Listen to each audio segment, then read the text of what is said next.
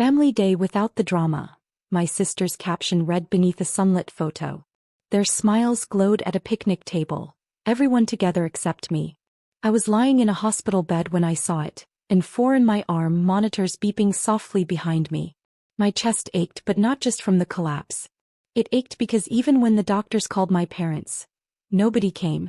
Hi everyone. My name is Elena, and maybe you've already guessed, this isn't a story about illness. This is a story about betrayal. The kind that cuts deeper than any diagnosis. I had fainted at work 3 days earlier.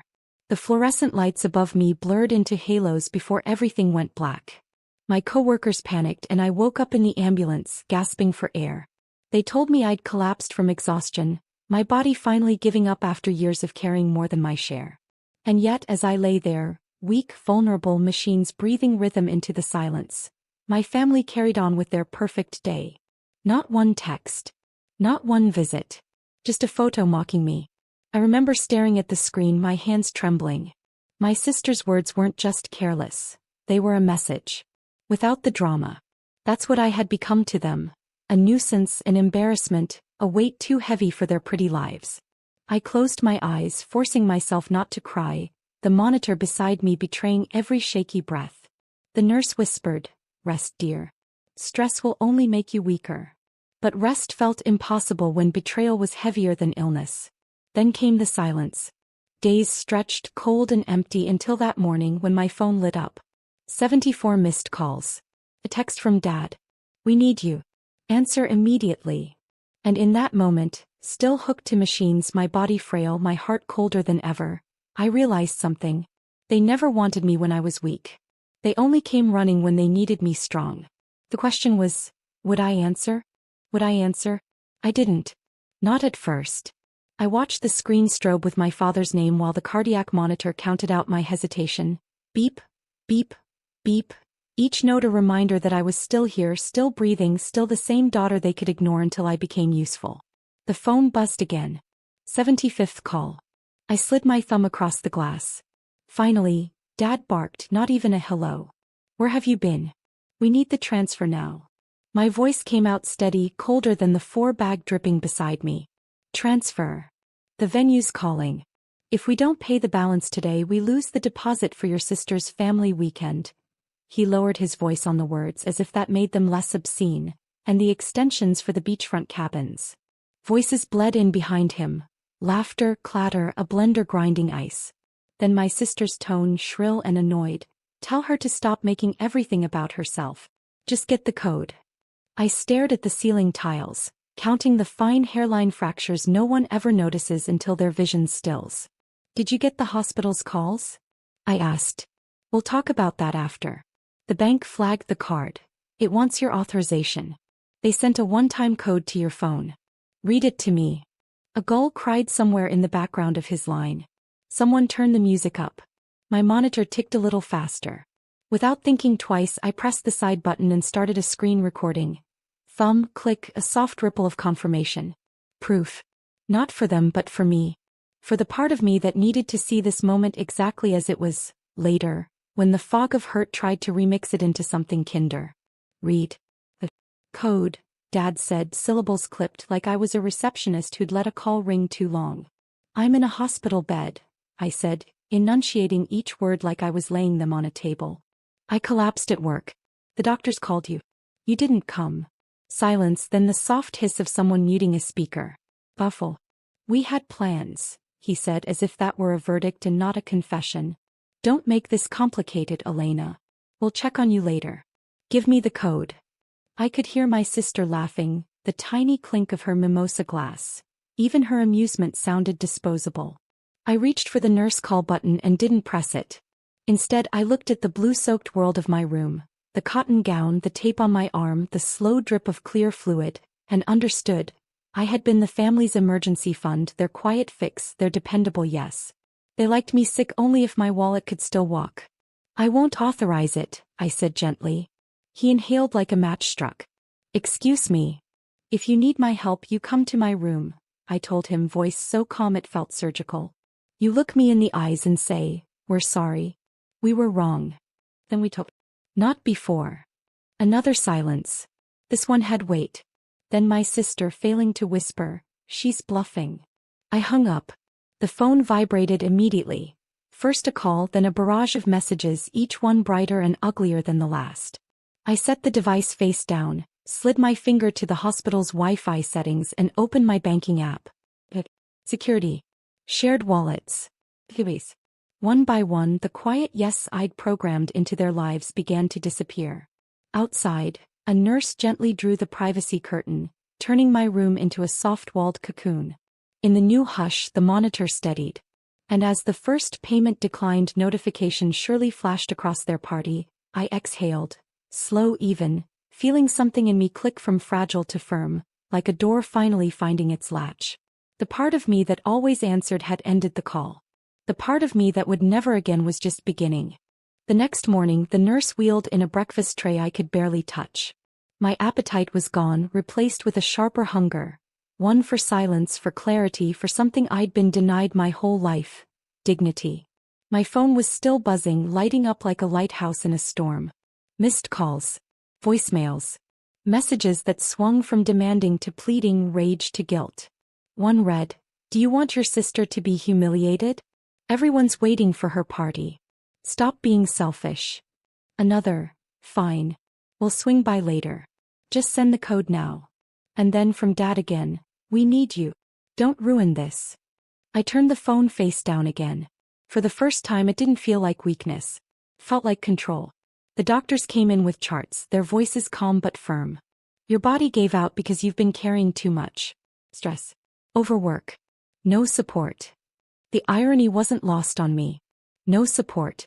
The words fit like a verdict stamped across my chest. I thought of every moment I had quietly picked up the pieces.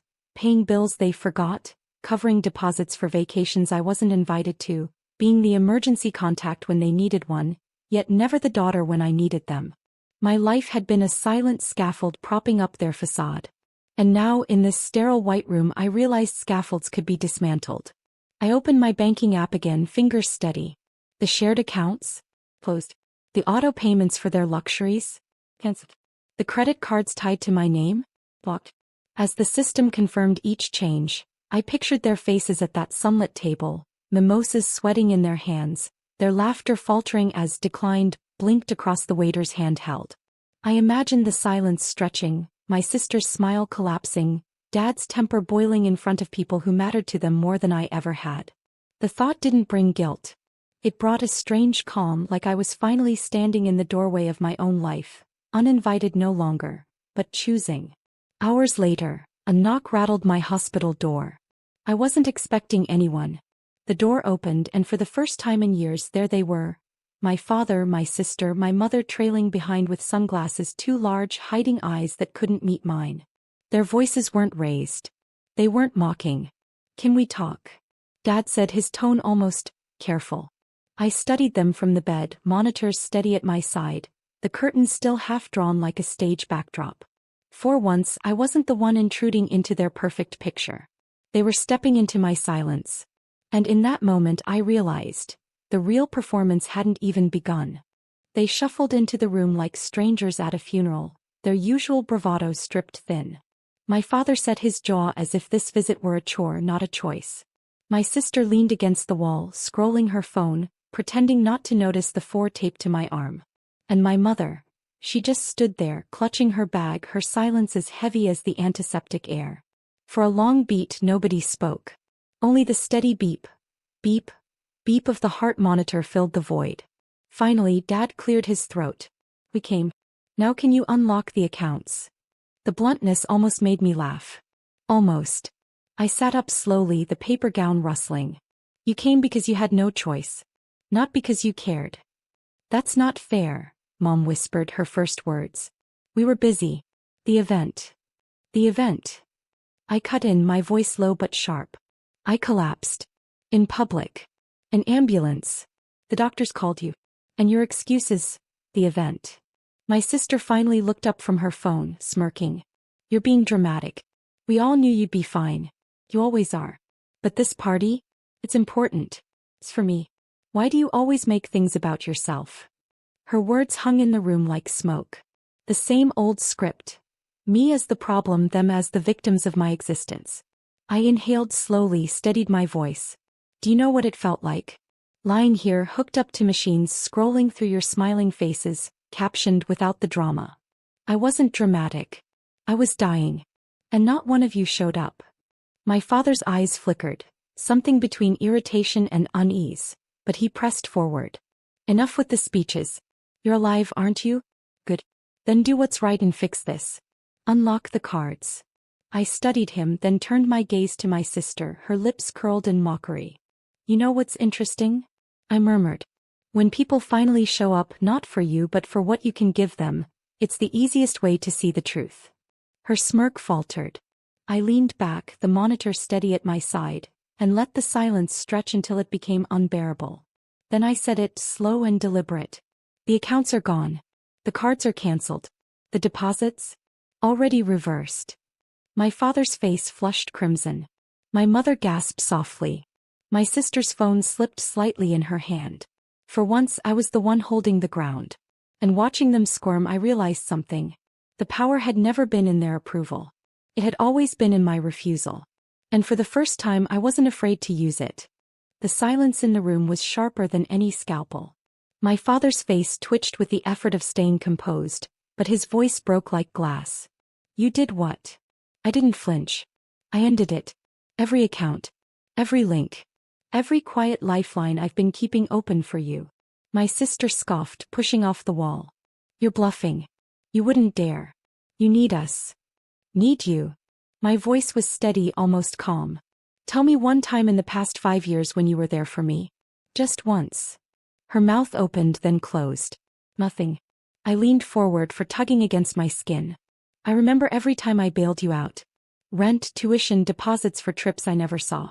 And when I collapsed, when I was lying here scared, alone, you tagged me in a photo. The words landed like stones. Dad stepped closer, lowering his voice as if bargaining. We're family. Families forgive. I smiled, small, bitter. Families also show up. Families don't mock you while you're hooked to machines. Families don't reduce you to a PIN code. My mother finally spoke, fragile and trembling. Elena, please, don't ruin everything. That word again. Ruin. As if my survival was their inconvenience. I reached for my phone, thumb hovering over the screen. Do you want to know the best part? I asked, my tone suddenly light, almost conversational. I recorded our last call. Every word.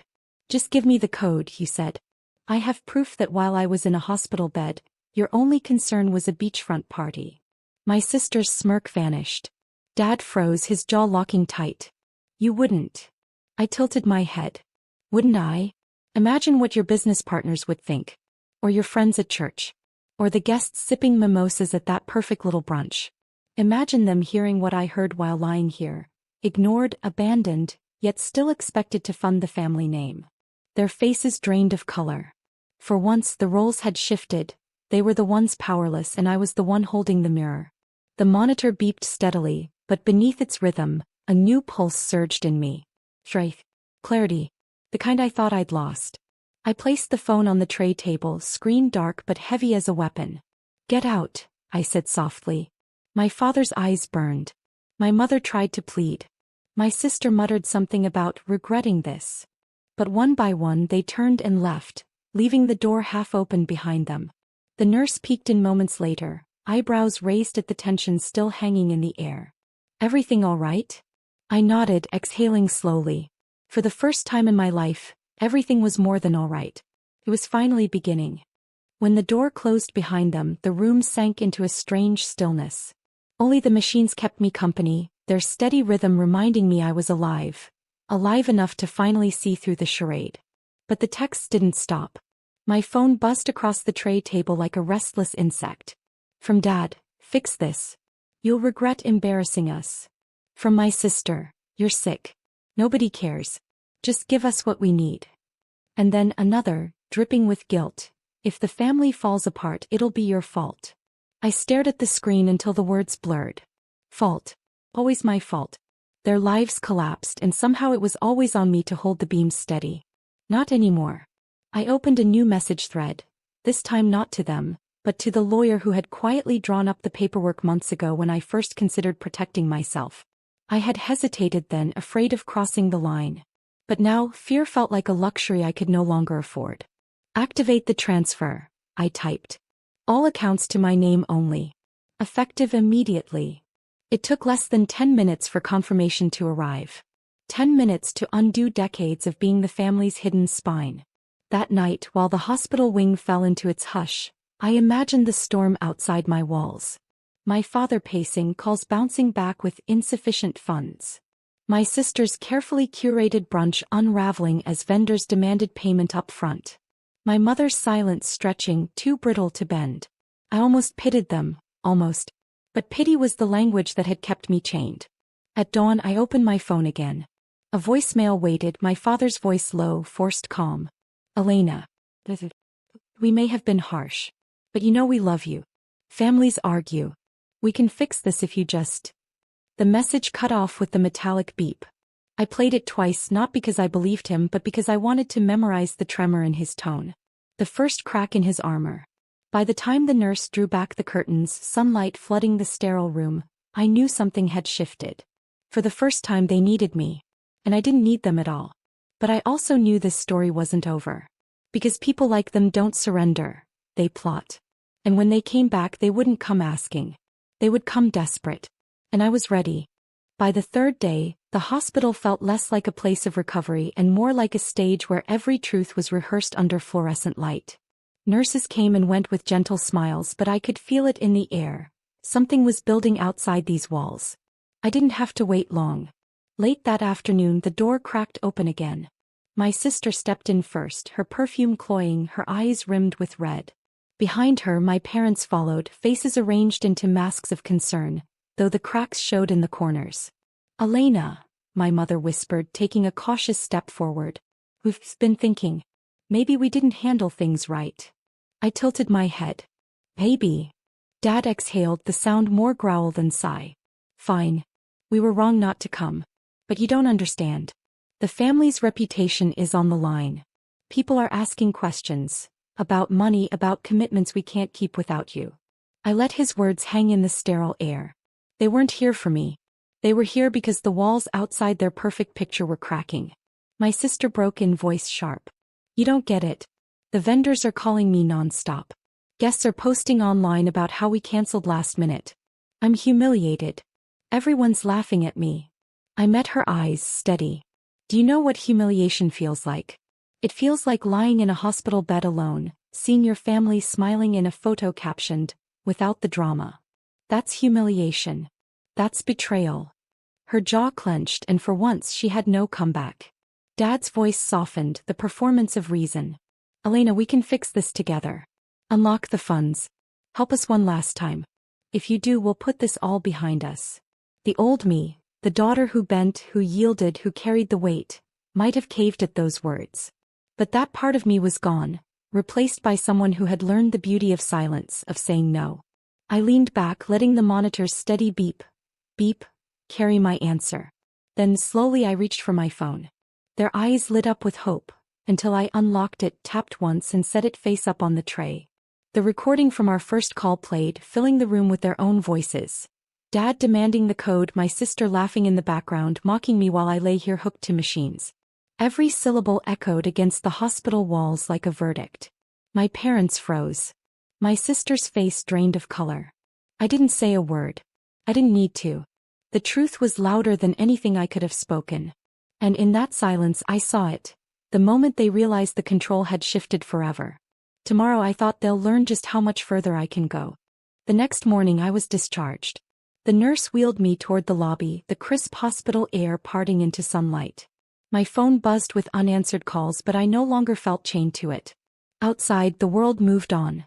Traffic humming, people rushing, life carrying itself without apology. When the sliding doors opened, I saw them waiting. My father, my mother, my sister. Their faces strained, rehearsed, like actors who knew the audience had already read the reviews. Elena, Dad began, stepping forward. Let's not drag this further. We'll apologize. We'll make amends. Just restore the accounts. His words felt hollow, like paper currency in a fire. I stood, my legs weak but steady enough, and faced them. You didn't come when I was lying here alone. But the second your comfort was threatened, you remembered my name. Mom reached for me, her hand trembling. We're still family. I shook my head. Family isn't built on who pays the bills. It's built on who shows up when you're weak. And you all failed that test. I pulled a small envelope from my bag. Documents the lawyer had finalized overnight. Here's the transfer confirmation. Every cent, every shared account, every card tied to my name, it's gone. Permanently.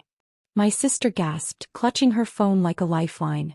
Dad's face hardened, but behind his eyes I saw panic, real unmasked panic. You destroyed us, he hissed. No, I said softly. You destroyed yourselves. I just stopped funding the performance. I turned, walking toward the waiting cab. My steps were slow, but each one felt like a declaration, like I was writing a new script with every footfall. Behind me I heard my sister choke out, "What will people say?" I didn't answer. Instead I slipped into the cab, the door shutting with a quiet finality. As the city blurred past the window, I thought of the monitor's steady rhythm, the silence of those hospital nights, the way betrayal had carved me hollow. And now for the first time I wasn't hollow at all. I was full of strength, of clarity, of something they could never take again. When my phone buzzed one last time I silenced it without looking. And in the stillness that followed, I whispered the only word that mattered.